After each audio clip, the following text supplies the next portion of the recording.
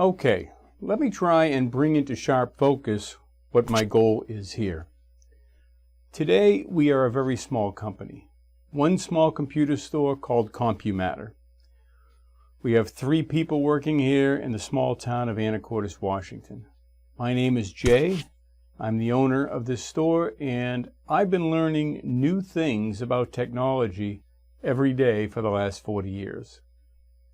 Let me tell you about the project you're considering here. We have created a Linux small business server we intend to sell to the masses. Our server solution includes many of the world's proven and well-tested open source software programs.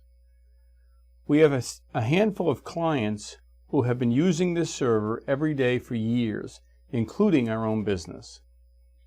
Now, one of the prerequisites when choosing each and every one of these open source programs is that they all use LDAP for their login credentials. This ensures we can add a user and provide them with permissions to only the applications we want them to access.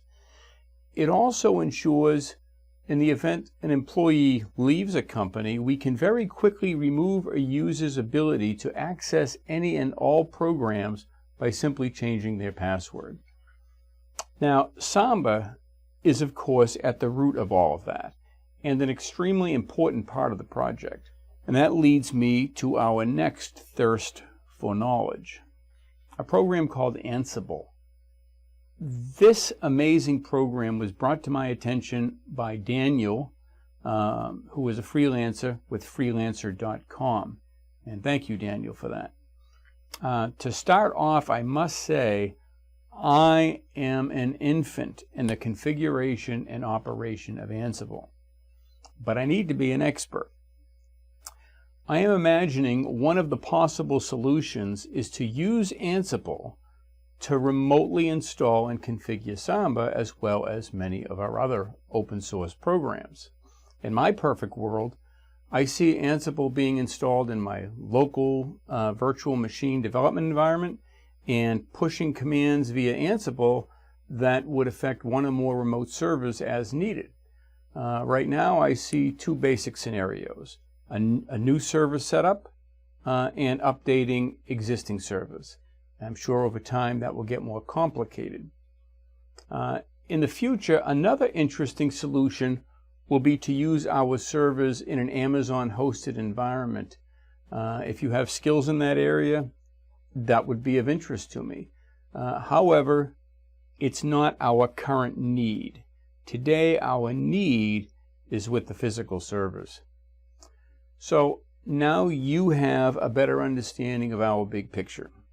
This will help you to guide us properly.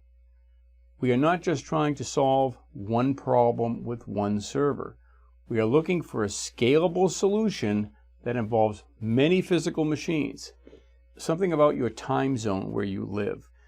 Time zone will be important. I cannot always be sleeping while you're always awake, or vice versa. It's okay if we have 6 hours between us. However, it cannot be 12 hours difference because normal communication has to exist between you and I. And if we lose that, that's going to prolong the project as a whole. So anyway, that's all I've got. Thank you for listening. I'm sure this is going to help you and help us. And thanks for taking the time for watching this video. I appreciate that. Bye-bye.